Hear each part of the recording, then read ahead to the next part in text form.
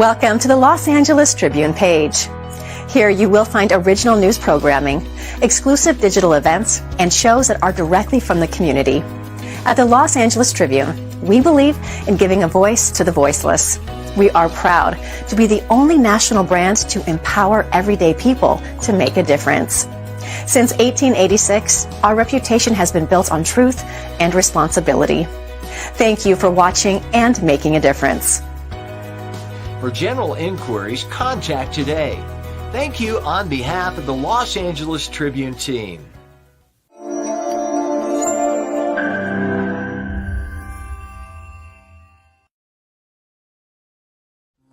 Welcome to a celebration at the precipice of time, where the power of women knows no bounds.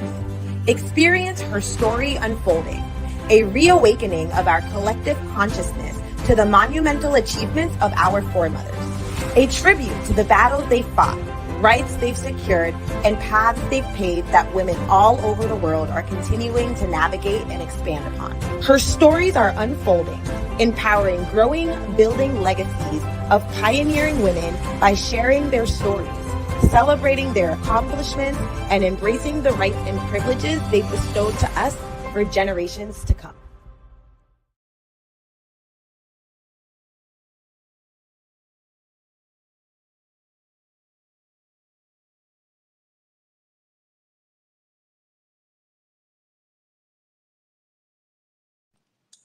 Hello, everyone, and welcome to another segment of Herstory Unfolding.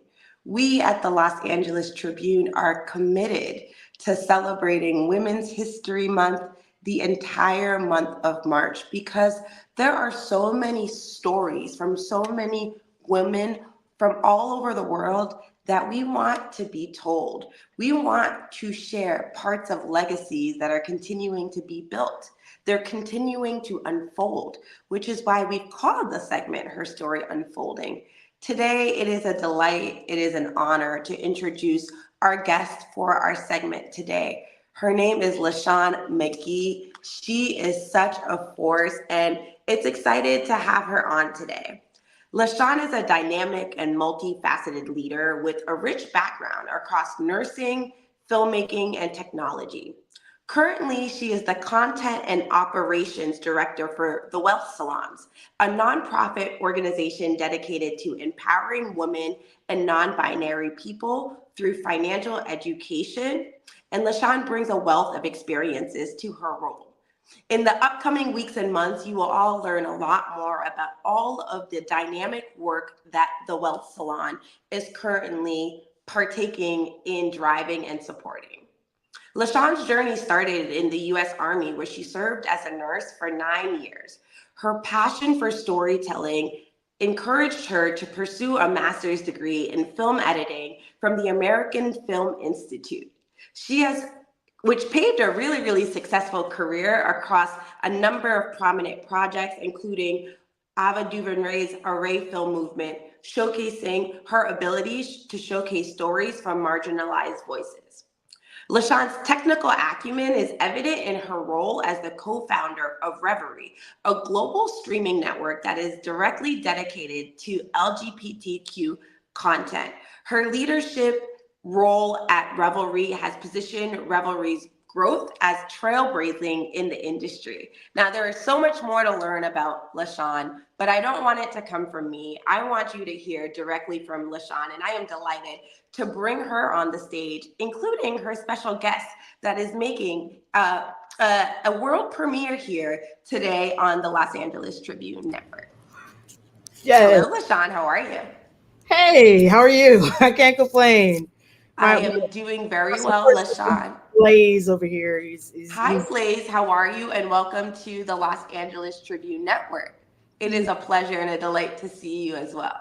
So, LaShawn, we are overjoyed to have you on our program today. You have such a dynamic background. I know I use that word, and I'm going to use it again because it shows all of the energy that you bring into the work that you do. I spent a little bit of time walking through your bio, but I would love for you to share with our viewers today a little bit more about who you are in your own words, LaShawn. Wow, I'm a storyteller. I'm a multi-hyphenate with plenty of otherness. I identify with a lot of different communities. It's always been important to me to uplift people or to help people. So people always ask me, how hard was it to go from nursing to filmmaking? And I always tell them, you're still caring for a person's story. It's still kind of in the same vein in a way, because you are making sure that they are supported and that they are healthy and that they are taken care of. And I mean, you do the same thing when you're dealing with people's stories, because this is their voice, this is their opportunity to be heard. So that is something that I am a champion for. And yeah, I mean, I'm from the Virginia area, but living in Los Angeles now, and I'm loving the journey.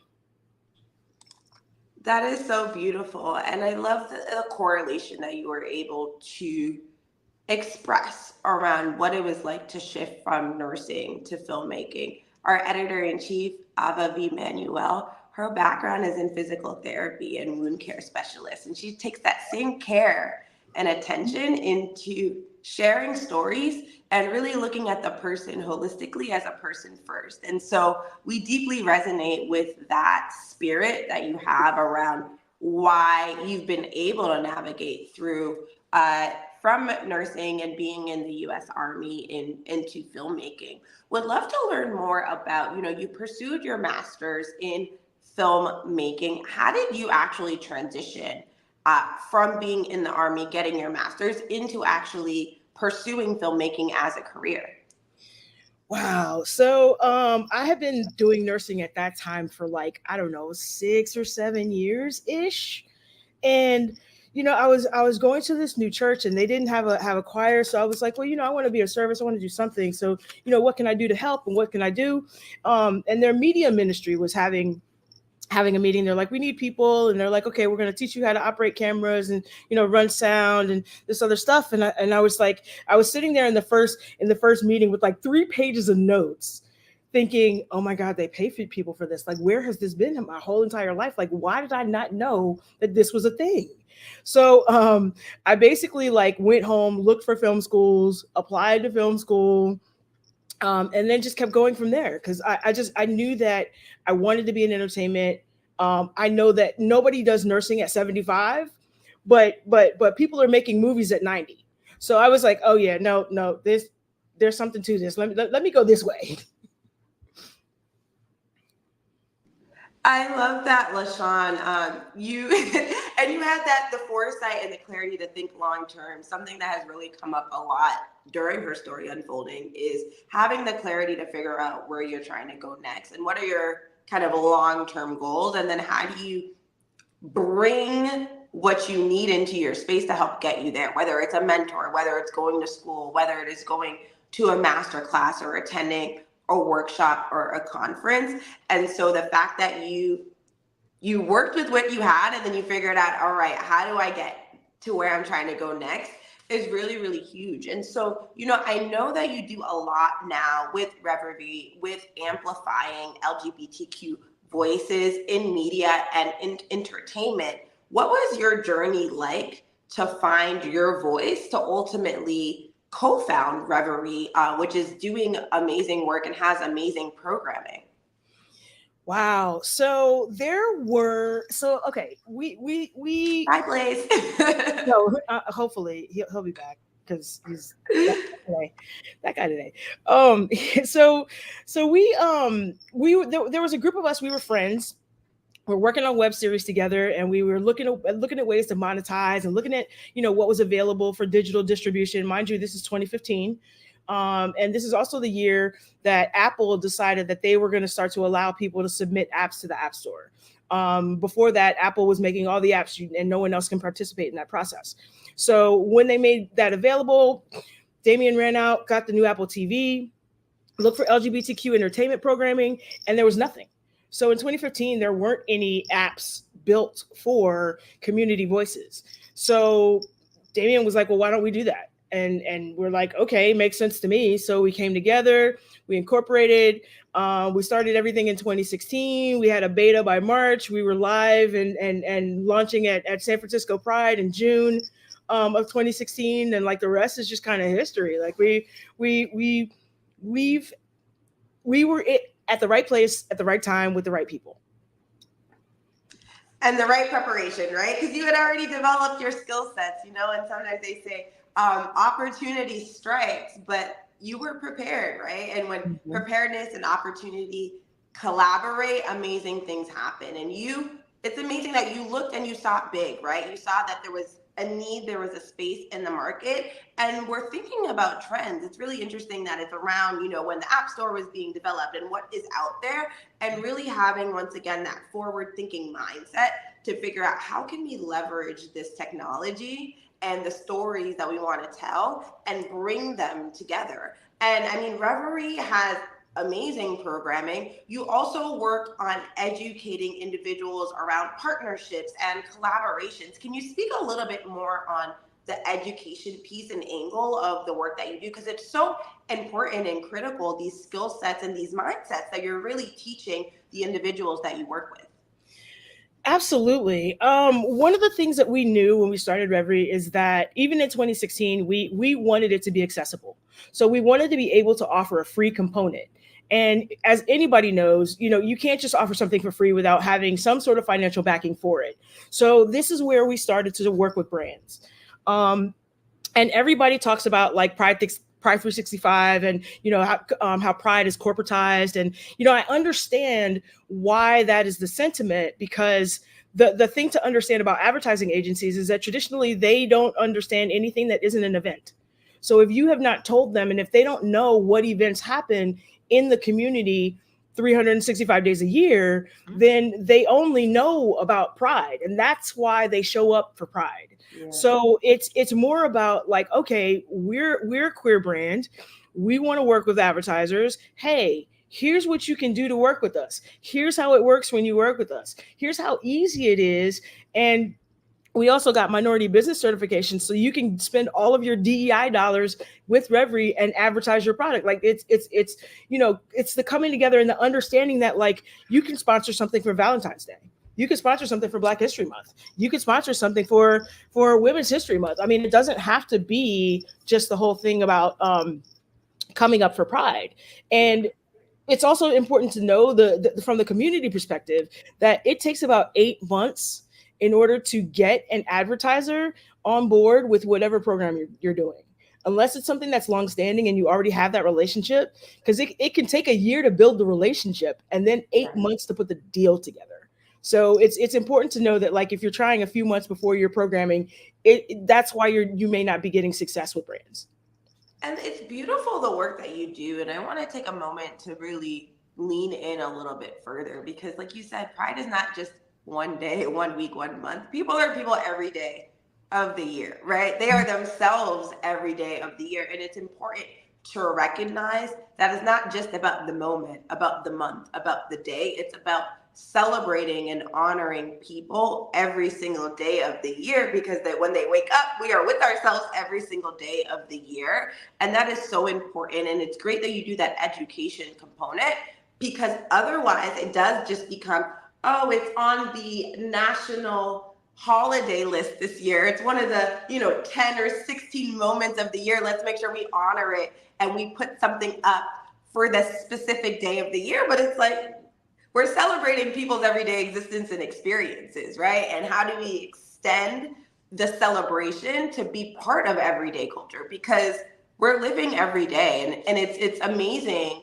that you do that. How were you able to find your voice? Like growing up, you were in the Army, you were in nursing, you are active in the choice. You take a really strong stance on amplifying the voice of the LGBTQ plus community. How were you able to find your own voice as you were just navigating life?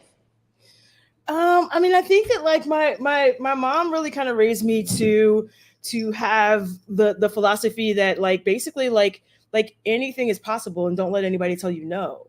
So I grew up never feeling like there was anything that I couldn't do unless I didn't prepare for it. So, that's kind of the way that I went into everything. And with the military, I didn't even think I was going to join the military. I was like, I got some student loans going on, and maybe I don't really want to pay some of that. So let me look over here, what's going over here. And then I tested into nursing, which is interesting because I didn't plan on going into nursing ahead of time. I wasn't thinking about hospitals in any capacity, but I was like, it's a good opportunity. They make decent money. It's a transferable skill, because sometimes when you join the military, there are skills that you cannot use in other places. They're not always completely transferable. So I'm like, okay, it's going to get me a license. I'm going to be able to do things afterwards. This is what I need. So, I basically kind of did some level. I always do some level of preparation, and it hopefully it will meet the opportunity that presents itself. But if not, then you study up and you go to school. So that's where I ended up going to film school, because I'm like, I don't know anything about filmmaking. I don't know anybody who makes movies. I don't know anybody. I didn't have any of those friends who have been using a Super 8 camera since they were 5, and those just weren't my people. So it was a lot to transition into learning the process, not being intimidated by the process, not being intimidated by how huge the entertainment industry is, and just kind of pushing forward and really kind of also gathering your team, gathering your community, gathering the people that are going to support the work you do, that are going to help you through it, that you can collaborate with. Collaboration is a huge thing with me. That's huge. And I love that you talked about that preparation angle, and then also the willingness to just learn and to understand it is a big industry. You may not get it right at the beginning, but you're taking that time to learn and taking the time to bring a community together, right? It's like, it takes a village, right? To really support you in that journey, in that process. What has it been like navigating the entertainment industry with Revry, a network that is so unique and very niche and has a voice and is taking a stand on LGBTQ representation and rights and advocacy? What has that journey and experience been like for you? Wow. I mean, the journey with Revry has been incredible. I cannot complain. There are rooms that we've been in that would surprise most people. We've had some challenges because I think when you're new, people don't know what to expect. So they're kind of scrutinizing, one eye open, kind of like, okay, maybe I'm going to try this, maybe I won't. But once we started to find partners that would work with us, so whether it was a development team or whether it was somebody who does graphics, or whether or not it was somebody who has content to license, we started to develop those relationships. And once we started to get to those, that is where it really started to kind of come together. We had people that were from the community that came out to support, and were either making introductions for content or other things, and then we also had just our own personal connections of people that were like, hey, we're doing this thing, you should be a part of it. We've had great partners like Samsung and Lexus and now McDonald's. We're developing long-standing relationships with them so that we can continue to expand and grow and tell bigger and better stories. That's amazing. And I love that you spoke about the power of relationships and then the power of leveraging what you got for where you're at. Can you talk a little bit more about the role that relationship building and collaboration has played in your experiences? Wow. I mean, it's critical to the process. I mean, I think that we as the 4 co-founders of Revry, we come together, we have a whiteboard session, we get everybody's input on what we're doing, and then we come to a decision. So collaboration is exactly how we built this business. It's exactly how we go into every situation. We try to come to the table with something to offer, whether it's a list of services, whether it's a list of advertising opportunities, whether it's a list of content and programming opportunities. And we put that stuff out there so that we can have these good relationships and keep things going well. That's remarkable. And you do so much with Revry, with your co-founders, but you're also an active part of the entertainment industry as a whole. You serve as a board member on a number of different organizations, such as the Producers Guild of America, Women Project Management, the Hollywood Professional Association, and the Television Academy. Why is it important for you to be a member of these boards, and what are some of the initiatives that you've been able to work on as being one of the members of these boards? So the only organization that I'm on the board of is the Emmy board, Equity and Media and Inclusion and Diversity and Inclusion. And that's a GLAAD sponsored program.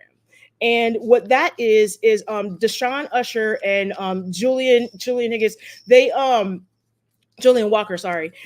They put together a set of programming for GLAAD that is they chose, I think it was 10 filmmakers, and they brought them in and they gave them money to make a project. They helped them with the project. They helped them kind of stay on track, made introductions for them.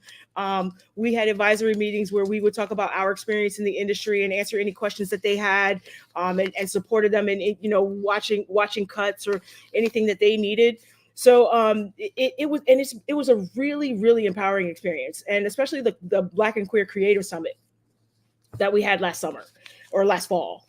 Oh my goodness. Black and brown people from all over the world, really, because there were some people that came in internationally. We had an application process, so people came in on scholarship and they paid for it zero.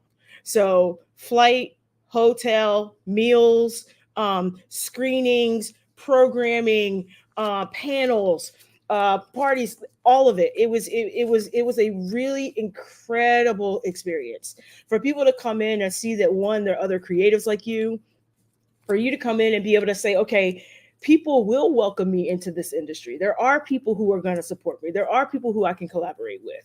Look at it. These are my people. These are my people, creative and stylish, and just thriving in all these different areas of creativity. It just is a fantastic thing, and I love being a part of that GLAAD sponsored program.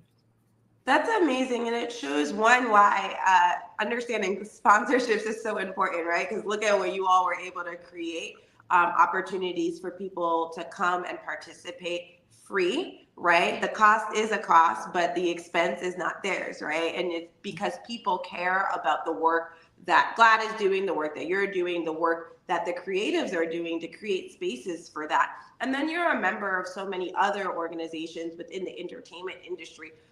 How do you balance, one, being a member of organizations, being an advisory board member, being the co-founder of Revry? And I know we haven't gotten into it too much yet, but we are definitely dedicating a good amount of time to talking about the work that you're doing with the Wealth Salon. But how do you navigate all of it, and why is it important for you to show up in all of the spaces that you are showing up in?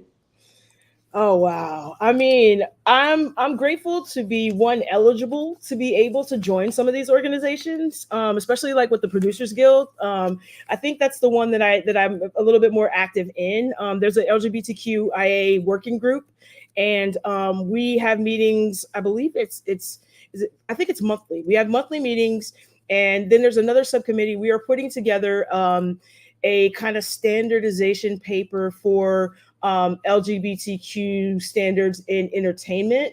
It's kind of similar to how they put together a green program for green filmmaking. So it's kind of just what kind of support we need, what we're looking for from the industry, what ways things could be better.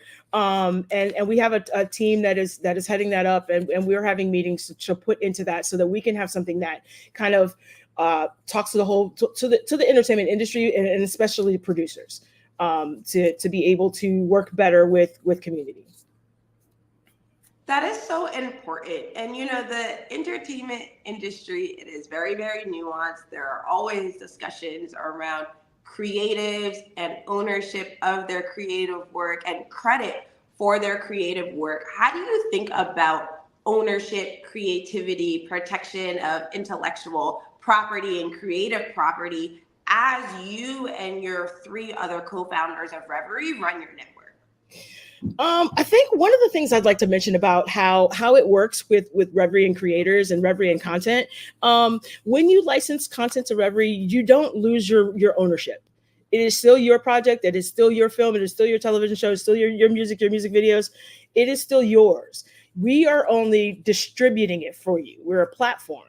So the level of ownership that Revry has is based on the deal that you cut that you negotiate, but it's 9 times out of 10, people are keeping 100% ownership of their projects, and they're just working with us for the distribution purposes, which I think is very important to know, because a lot of people don't necessarily know that or understand that that's how some licensing can work.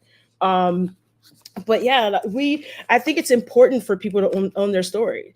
I mean, it's really, I mean, even if you look at the streaming television wars that are happening right now, the intellectual property is exactly what's happening. That's why Disney took their Marvel products back from Netflix.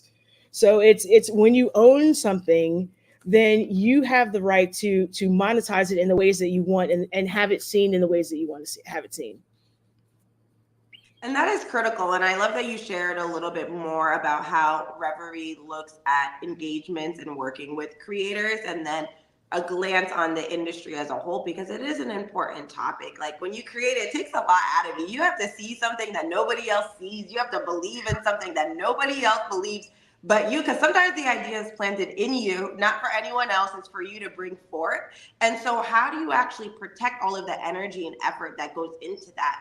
Kind of curious, what were some of the potential challenges or nuances that you all, as for co-founders, navigated while you were really pushing Revry out to the public? And then how did you initially engage with individuals to come and join the network? Because you were doing something that was so new in the industry, you were leveraging newer technology. Like, what was that experience like for you and your team?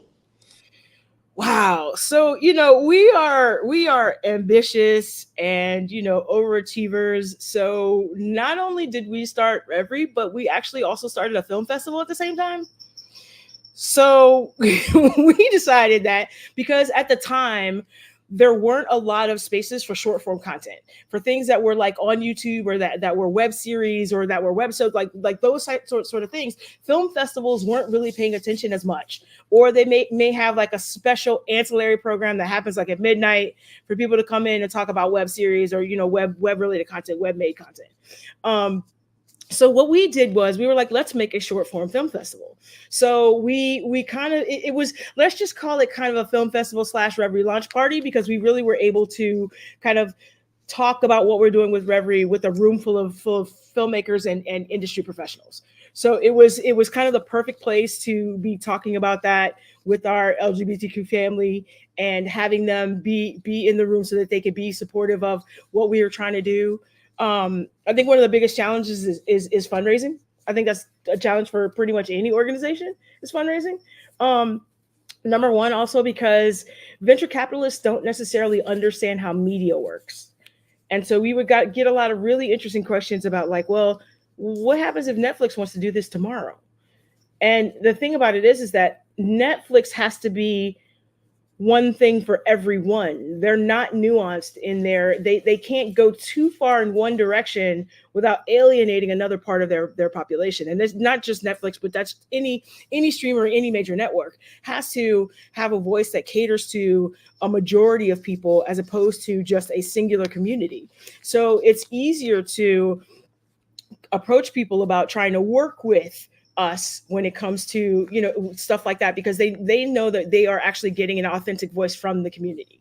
So that's where we try to do that, and then just continuing to be out there in the streets, educating VCs on how media works and how our business model works. And that's so important. And I would love to take a moment to lean into this topic a little bit further, because what you're doing is not only you're creating a platform to share stories, to amplify voices that may not have space in other areas, but definitely should. And you are creating that runway for that to continue to expand and extend, but so much education, right? About how to get sponsorship deals, and then how to work with other systems that may not have been originally set up to actually actually engage with the type of work that you're doing, like what you're doing with venture capitalists, to really educate them on like, this is actually how the industry works. Like, yes, you may have access to a lot of capital, you may have access to millions of dollars to fund projects, but in order for your investment to be a viable investment, to get the returns that you're looking for, to get that unicorn, that 10x return, you actually have to understand, how does that market actually work? What are the inner frameworks and structures that support that market? And then it's a two-way conversation. And it's really important that you all are doing that work and educating, right? Because it's enhancing your own ecosystem, but it's also enhancing the financial ecosystem. And I think venture capitalists can do a lot in the entertainment space, right? But it's, their big focus is oftentimes in tech, maybe consumer good products, but there are so many other avenues and so many other creative projects and entities that are being established that can really get them that 10x return they're looking at, if they understand the inner mechanics and workings of how those systems work. So that's really, really important. And, while we're on the conversation and the topic of venture capital and funding, I know you do a lot for financial literacy, and you're doing a lot with the Wealth Salon. How did the idea of the Wealth Salon come to be with the team that you're working with? And what are your goals with the Wealth Salon as it continues to grow and expand? So my really good friend, B. Pegos Minor, they decided, they've been consulting and speaking in tech spaces, in diversity spaces, inclusion spaces, and decided the same thing about funding when it comes to things. So the first thing that B did was to start a VC fund. So now B has a Black VC called Divergent Ventures, and we're still continuing to have conversations about financials. And then not just for people who are business owners looking for investment, but just in general.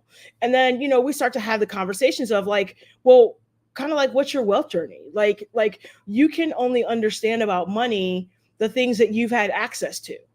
So how do we level the playing field on access? How do we level the playing field on the information that needs to be available in order for communities to thrive and not just individuals? So, okay, because, the other thing that I'm excited about right now is that we're going from a dream deferred to our ancestors' wildest dreams. And the only way that we can get there is, one, together, and two, if you have access to things that you don't have to pay for. So the Wealth Salons is about bringing people together, providing information, and providing community and support. We've had people start businesses together after going to Wealth Salons. We've had people completely revamp their business models, change their business partners. We've had all kinds of things. I mean, and for me personally, when I went, real estate is something that I'm really interested in I don't know whether you want to call it side or I don't know where exactly it fits, but there definitely is a real estate component. And I met someone who was doing exactly what I want to do. So I was able to go and tour those spaces and have conversations about like what that's like and how did you start. So this is why you need access to people who are, like accredited investors who have been through the process of, starting to do things or doing things in a way that are on a larger scale. And our goal is to make these things sustainable for people as well. That's so important to make the information accessible, but to make it sustainable. And what makes it truly sustainable is that education piece. Can you speak a little bit more about the different ways in which you do educate the individuals that go through the Wealth Salon that you are able to interact with? What we've started so far is a Q&A piece where we have somebody come in, like the very first one that we did, Gabrielle Union Wade came in. B did a Q&A about money and finances and what it's like to come from less money to having more money. And how you navigate those spaces and things like that. And you would also be surprised about, we had a conversation about how, just because you start to make a larger sum of money doesn't mean you understand investment spaces, and doesn't mean that people in investment spaces give you the respect that you're supposed to have when you get in there. So, I mean, this whole thing about like access and information and things like that. Like we have to come together for that. So that's what B decided. It was a small group of people, about 16 to 20 people. And we sat down and we were able to, get this information and have conversation and ask questions, and then, fellowship over a meal. And that's the way that we really kind of, and also we put in place systems that help people stay accountable. So, we went around the table at the end of the night and we said, okay, what is the one thing that you're gonna be working on? What is your next step? And, we're gonna follow up with you about that. So it's the accountability piece, and, accountability partners is something that's very important to us as well. So initially, we have a bunch of different programs we're going to be rolling out, and a bunch of different initiatives and all kinds of really good things happening and planned, but a lot of that I can't talk about yet. I know. But definitely on the side of, networking and community and access to information that you may not have had before. And that's powerful and it is important. This is a critical conversation to have, because just because you have it doesn't mean you know what to do with it, right? Just because you might have become an overnight sensation and get all of these brand and sponsor deals, or you created a film and you got capital, or you just were really good at saving your money and now you have a lot more money than you had a couple months ago, a couple years ago, but what do you actually do with it next? And it's important to have these conversations, especially in communities, Black communities that may not talk about finances, may not talk about generational wealth, may not talk about what are the tools, the systems, the mechanisms that you can actually leverage to make your money grow for you. So you're not always working for your money, but so that your money is working for you too, so that you're diversified, so that if something happens in one market, it doesn't necessarily impact you completely, because it is a diversified portfolio that you're having. And I love that accountability piece too, right? Because it's one thing to learn the information. You can show up and say, oh, that was interesting, take the notes. But who's keeping you accountable and who's asking you questions? And it's easy to get excited or incentivized in a moment, but how do you make that moment last? How do you make it part of an everyday lifestyle that's really, really important? What is some of the feedback that you've received from individuals as you've been doing the programming that you did? You had that event, you said, with Gabrielle Union Wade. We actually saw her this week at the NAACP Image Awards. But yeah, what is some of the feedback that you've had with the Wealth Salons? And ultimately, like, who are you trying to reach? Like, who are you trying to work with? What does that look like for you? So we are working with LGBTQ and women expansive diasporas. We are interested in closing some of that wealth gap and pay disparity gaps, because what was it, National Pay Day, Disparity Day the other day. We want to tackle those things as well. We have like I said, we have a lot of initiatives and things that we will have be rolling out in the future. But needless to say, like that's a lot of what we want from this is the accountability piece, the putting it together. I mean, it's an interesting thing. So B will talk about how they are from Mississippi, and their mom was making $24,000 a year and supporting the entire family on it. And B was saying that without the resources, the community support, and saying, okay, we see that you're smart. Let's make sure you can get into different programs. Let's make sure that you can get into good schools. Let's make sure that you, are applying for scholarships and doing the things that you can so that you can have a different experience of life. And that is exactly what happened. And I mean, I can say the same thing for my upbringing, where, my mom was a huge talk radio fan. So she was always listening to, there's a radio station in DC that used to be called The Power. But that actually became, it's on Sirius XM Urban View. Urban UV, I think. Anyway, so but like they had a lot of programming on home buying, on like investing, on saving money, on different things. And my mom was listening to these things, and as a kid, you're listening, but you're not listening, but you're listening. So as she was the real thing, soak it up. You just soak it up. It's so real. You think the kids aren't paying attention and don't hear what you're saying? No, they do. They do. So she would do that, and then she introduced me to the first financial book that I remember, which is Think and Grow Rich: A Black Choice, with Napoleon Hill and Dennis Kimbrough. So good. It's such a good book. Oh my gosh. I have that book too. Wrote it all up in the margins. Exactly. I mean, I that was, so here I am, like probably like in high school, like at the end of high school, like my maybe freshman year of college, reading this book. And it was revolutionary. Also, I came from an area that is hot, really big on pensions. So the Washington, D.C. metropolitan area, because 1 in 3 people work for the federal government or state or something in some capacity, people would work for the federal government and retire, then go and work for the post office and retire, and then go and work for another agency and retire. So you're talking about the multi-pension generation with somebody who doesn't want to do a 30-year job. Cause yeah, it's like nowadays, like someone does a job for 3 years, you're like, oh, you still there? Interesting. 30, I never could imagine though. That's just it. When I made the transition from nursing into filmmaking, I had like that it was not a thing. I'm like, oh no, 30 years. There's no way. I get the pension aspect, but not 30 years. So I've always looked outside the box, and that's where investment comes in, and that's where 401ks come in, and that's where great organizations and companies like Acorn come in, where you can save money easily and then withdraw it when you need to. And it's invested in the market. So, I mean, there are a lot of different things that you can do, but it takes these conversations. It takes being in the room. It takes the opportunity. It takes access, because without access, you're not going to know what's possible.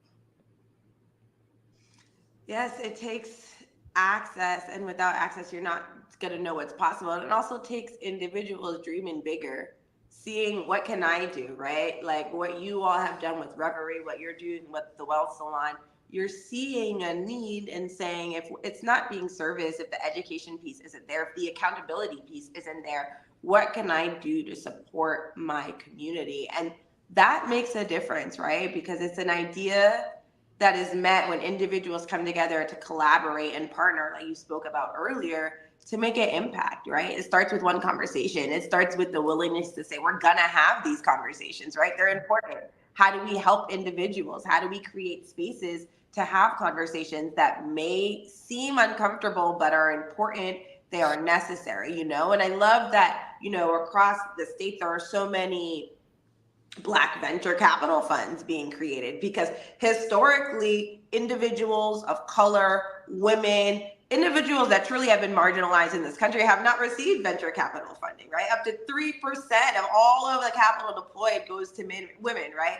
And so there are companies like Harlem Capital, ANSA Capital, Mac Ventures, different organizations that are coming because individuals see a need to say, well, if we're not getting the funding, it's not that we don't have the ideas, we have the ideas, but we may not have the relationships. We may not know the person that knows the person at the fund that can get me a first look meeting, for my idea. And so it's not that there's a lack of ideas. Sometimes it's a lack in the connection to the capital funding to bring the ideas to life, and it's so important, the work that you're doing, the work that other funds are doing, the work on education and literacy, and also relationship building too, because the more relationships you can build in the tables and the spaces that you're creating, the more you can also be a bridge to the other organizations and shift that culture too, because it's one thing to create the space.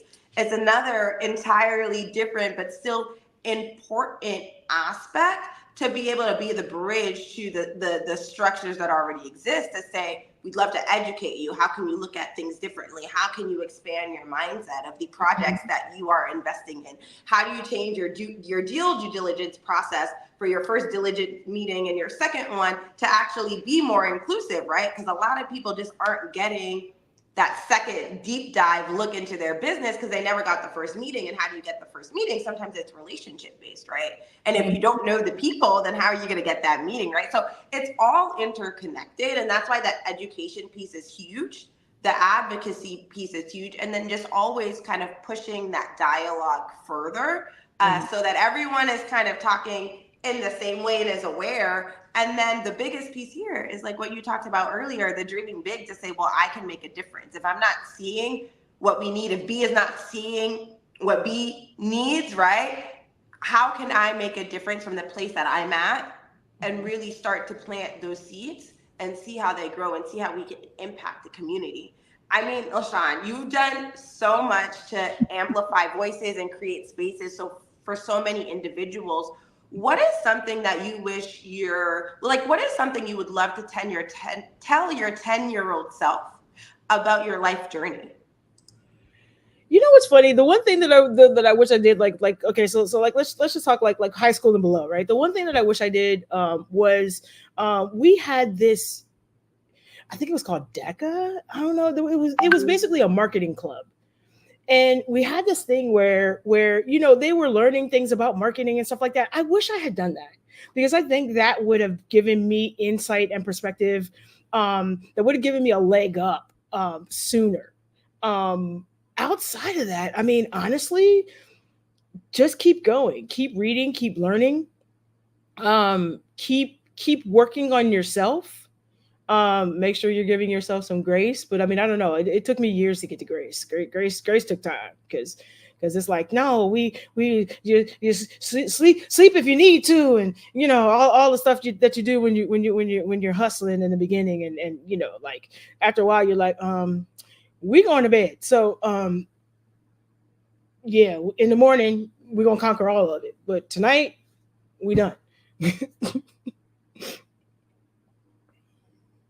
That grace part is so huge. What are some of the things that got you to grace, right? Like, I know it's a continuously evolving conversation, but self is one of my favorite words. I've been quoted saying it in the past, but what are the things that got you to grace?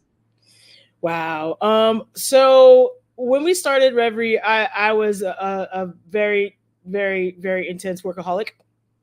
I'm recovering. I'm actually a lot better now, but not perfect. So I had at least one day of the week where I would work like 36 hours, and I was working like a 6-day work week, and I would try to rest on the 7th day. I don't know if that's a thing. So and then it was like, okay, even with me working the hours that I was working, it's like, okay, I need to get to a point where I could stop working at a specific time of the day. So the goal, that was kind of really the first goal, to be able to stop working by a certain time of the day so that I could potentially do something else. Because for the first little bit of time that while we had started Revry, there was, I like Revry was the baby. Revry was the newborn that wouldn't sleep, that had colic, that like all this stuff. So it needed a lot of attention and a lot of love and a lot. So, so I did that, but over time, all that TLC, right? You can't, once the baby starts to get a little bit of legs, you're like, listen, I don't have to carry you all the way over there. You can walk. So, getting Revry to a place where as well, just from an employee perspective, where it's walking so that you're not carrying it the whole entire time. Yeah. Was the first part. Building out our teams and building out our infrastructure was the second. The next thing after that would be doing personal work. I started working with, her name is, well, she has many names. The Goddess of Joy, lesbian socialite. My friend Robin Vi Carpenter Briscoe. She is a spiritual life coach, and we worked together for quite a while, and that helped me get to at least understanding how important grace is. Yeah. I think 2023 was the first year that I'm like, okay, we might actually start to implement some of this grace stuff, right? And then I went to the tattoo shop and got a tattoo of grace on one shoulder and mercy on the other, so that I would remind myself that hey, grace, you got this. It's fine.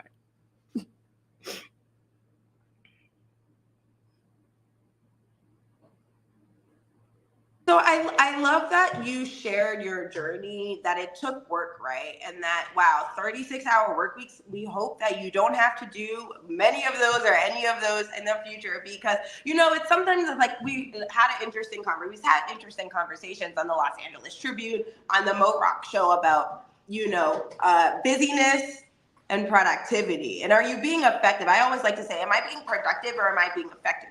Productive might be, yeah, I'm checking things off down my list. Oh, I needed to do this morning, send this email, complete working on whatever project I have going on. But if I'm tired, was it effective? If I'm tired, like, was it the best production of what I could have produced? Or was I just checking it off to say I got it done on the list? Yeah, I'm being productive. But like, did the impact I was looking for come out of that? And it's a really important conversation to have, because I think in this world, one, it's like everyone needed everything yesterday. What is actually urgent, right? And because we're so connected with our phones, with social media, it's like, how do we actually intentionally unplug, right? There are so many ways you can message someone. There's text messages, there's WhatsApp now, there's Instagram DM, there's LinkedIn messages, there's traditional email. Someone can call you and then everyone will always say, well, I sent you a message.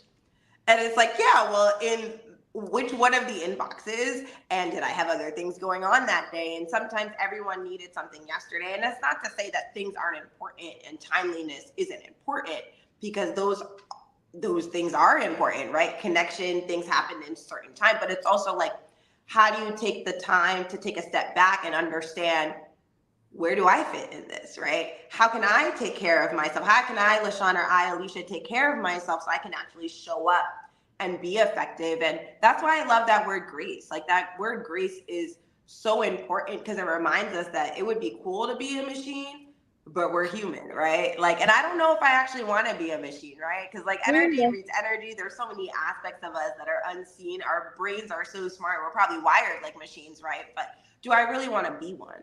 And it's okay for me to say, if it's not urgent, Monday is a great day. Today is Wednesday. We don't need it tomorrow, right?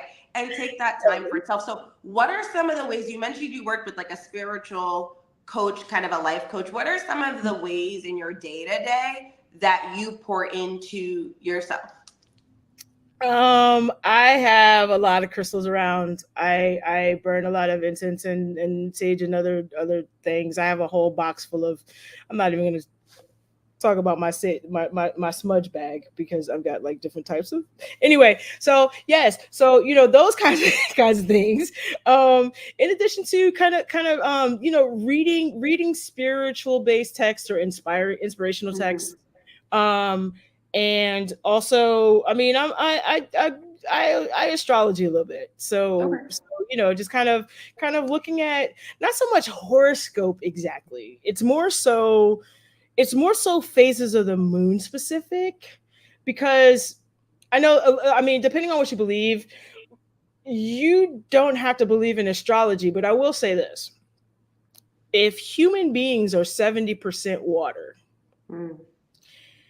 and when the moon changes, the tide comes in and out, completely changing the atmosphere of a thing.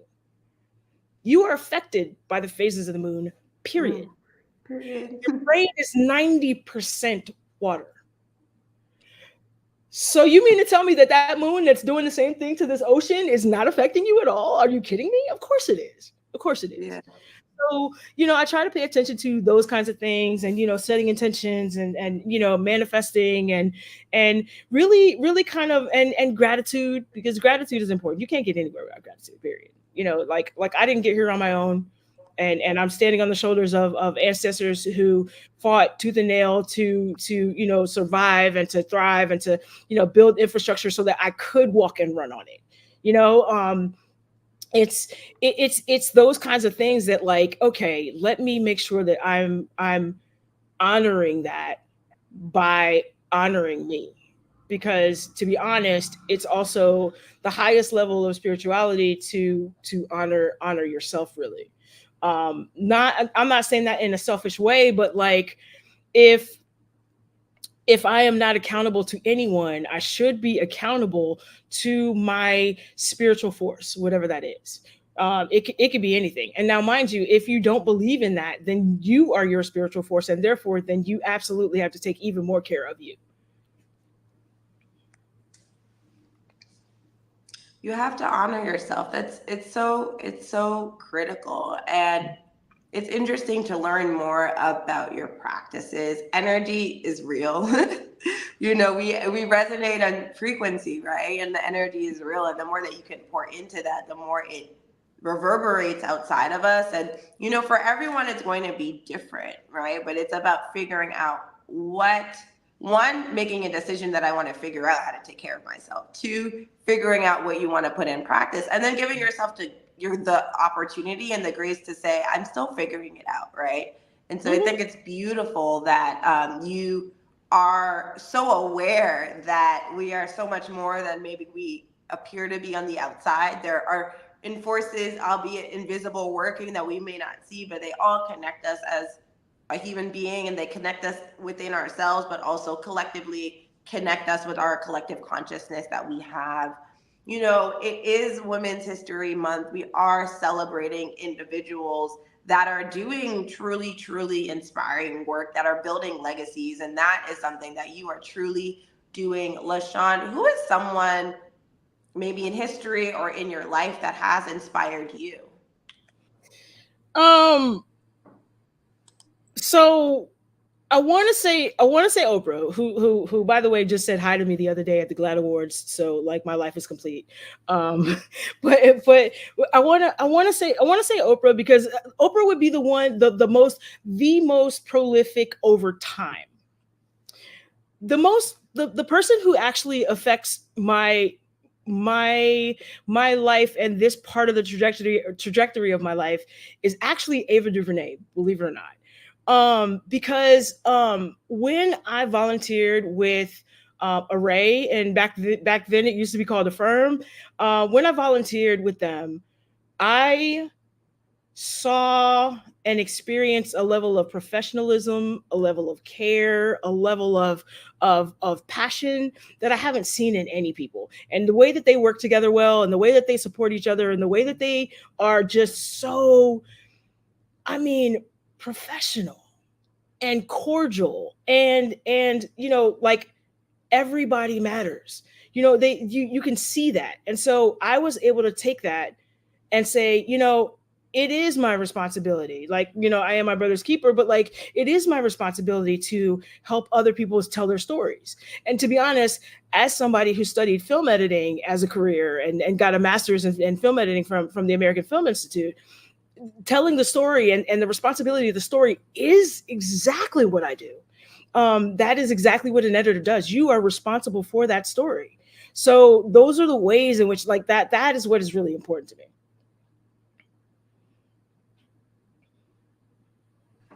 I love that. It's so awesome that Oprah said hi to you. And, I would be remiss if I did not honor you, because you and Revry did receive a special recognition at the GLAAD Award for the drag show that you have on Revry that is in Spanish. It's multilingual and in English, and also has subtitles. So congratulations on your award, and sharing that perspective of women that have really inspired you along your journey in media, but also I can imagine in life skills and how they approach their craft and their trade. And you are not one that says it doesn't exist, so I'm just going to sit here. You go out and do it, right? Where does that spirit and that passion to say it's not here and that's okay, I'm going to go out and create it come from? That is definitely my mom, and she would say that is her grandmother, because Lottie B. Shaw was one of those that, like, she was the wife of a UME bishop, and she was technically, I guess you would kind of consider her a little bit of a socialite back in the 50s, in Los Angeles. And they did things, they made things happen. It was a part of time in history where you had to stand up, you had to get up, you had to do something. So not that you don't have to do that now, but like my mom was able to see that and then take that, and then she has that philosophy of like, don't take no for an answer. Don't take no for something. Like, if you want to do something, well, why not? What's stopping you? Well, why is anything stopping you? You can't do that. Well, why can't you do that? Okay, well, have you listed out what the steps are to get to whatever it is you're trying to get to? Like if you want to create a thing, okay, well, have you looked into it? Did you look into how to manufacture widgets um, how do you get to, all these people are doing different things with AI and generative AI and all these other things, and those tools are fantastic, but you still have to put the time in to learn them. You still have to put the time in to really understand and find your audience or your clientele, your base. You have to find those people that resonate with the thing that you're trying to do, and learn what you can about it, and just step out there. Why not?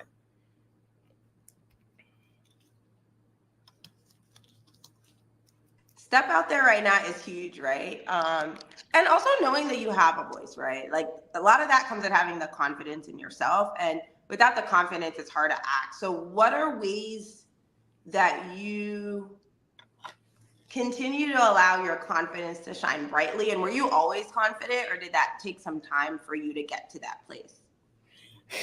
So what I will tell you is that I am a charismatic introvert. So I'm actually very much an introvert, and I can talk to people. I'm not as good with talking to strangers. So what I do, one of the things that I started to do when I first got to the Los Angeles area and started working in entertainment, is, as an introvert, all you have to do is find one person at a party that you can connect with. Just one.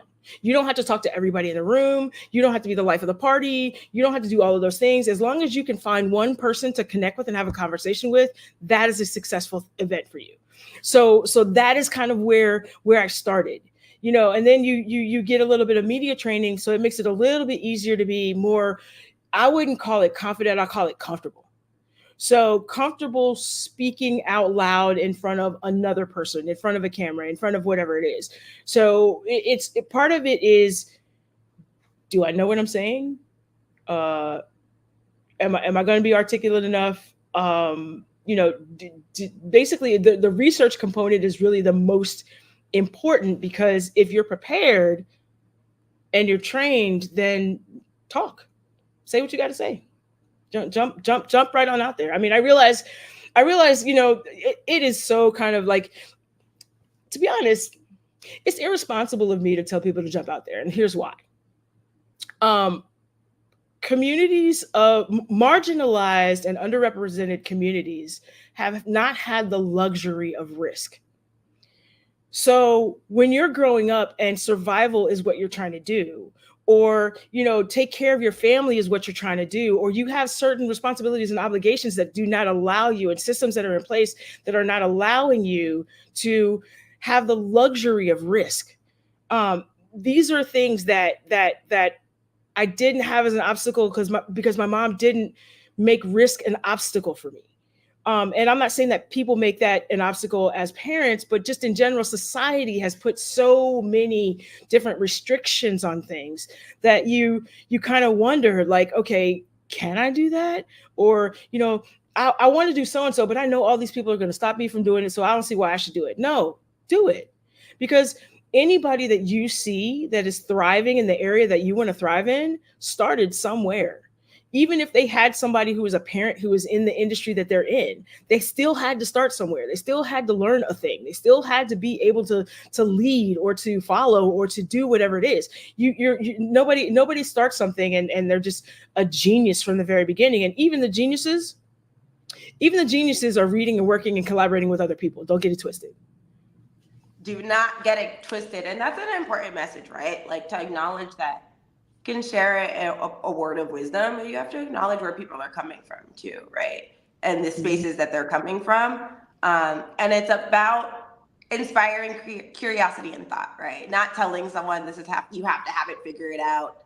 Not telling someone this is the actual only way, but it's inspiring curiosity. It is inspiring inquiry into self, and it is helping someone to move the needle in their thought process wherever they're at. And from there, once that curiosity has been ignited, then it's a different conversation in terms of what actions are next, what you're going to do next, how are you going to learn from someone. If you want to learn from someone, from the internet, right? Go to a class, go to a course, but it's really about inspiring that curiosity and meeting someone where they're at. And I love that you said it in that way and positioned it in that way, because it's really about meeting individuals wherever they're at along their journey based on what their experiences have been based on what they're around, and then helping them to figure out, all right, now that we're having this conversation, what do you want to do about it, right? Now that you're having this conversation, where do we take it next, right? And being aware of that going in, because it can be hard when someone is like, oh, you need to do X, Y, Z. Well, it's like, well, if I don't know how to get to the first place you're telling me I need to be at, I might give up because I think I'm maybe not qualified to think in that way because I don't know how to get there, right? So it's about meeting people where they're at in their thought process and creating I like to call it like a bowling, right? I like to bowl. When you're bowling, it's like having the bumper rails up. Like, you're trying to knock some pins, and you can knock any of the pins, but you have the bumpers up, because if you veer off, you'll get bumped back on, right? But it's about having the mindset and the knowledge. And once you have those inspired thoughts or inquiries, they kind of bring you back onto course if you're maybe not there, and that's okay too, right? But you'll always have that kind of catch ball. So I love that. I think it's important. You were honored at the GLAAD Awards this week, but we at the Los Angeles Tribune, we see all of the work that you're doing. We see how you are creating spaces for voices that maybe have been overlooked or thought about afterthought, or individuals just don't know how to engage with certain communities. We're all people. We all have the same needs at the end of the day, right? And we love that you are creating so many environments to inspire, to educate, to uplift. That's what we're all about here at the Los Angeles Tribune. You do it with your work with Revry. You're doing it with the work that you're doing around financial literacy and education, and you do it with the way you talk. You could just tell you live and breathe it, right? Like, you are real from the beginning, and that is important. So I would like to say that on behalf of the CEO of the Los Angeles Tribune, Mo Rock, our editor-in-chief, Ava V. Manuel, I am delighted to present you with the Amplifying Creativity and Voices Award.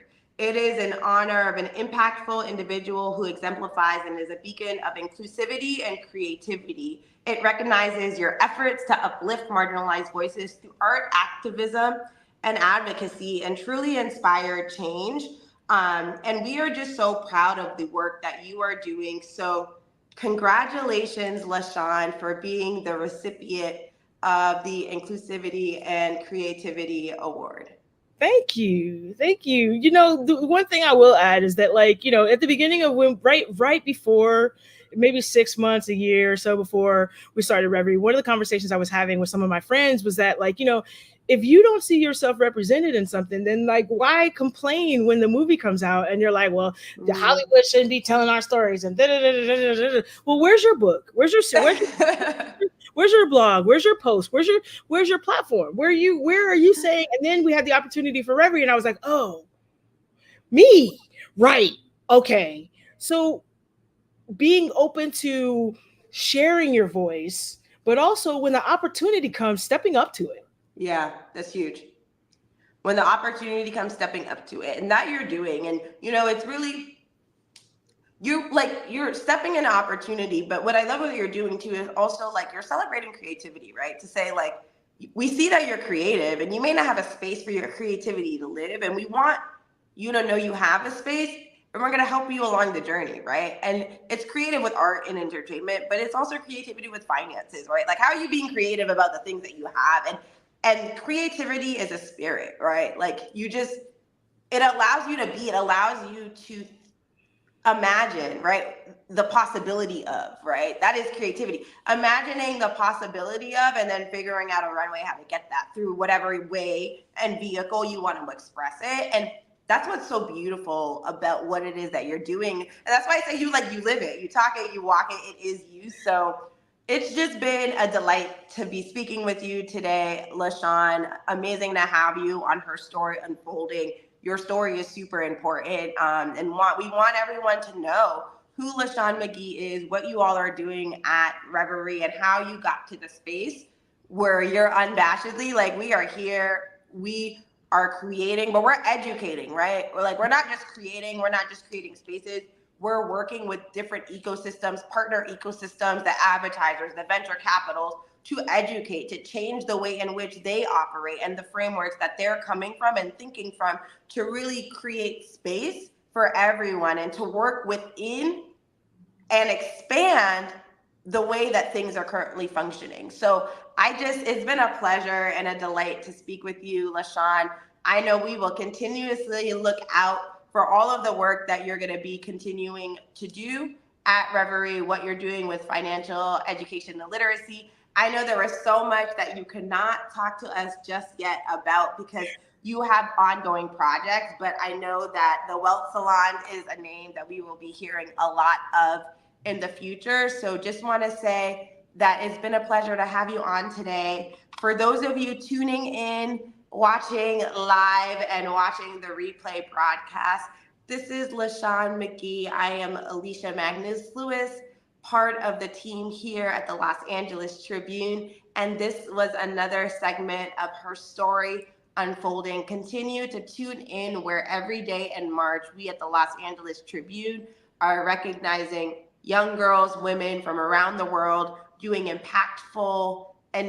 impactful initiatives, inspiring change, and creating legacies. And their legacies are unfolding, which is why the segment and the series is called Herstory Unfolding, because we're just on one page of their books that are continuously being written. So we appreciate you for tuning in, and we will see you soon on our next segment.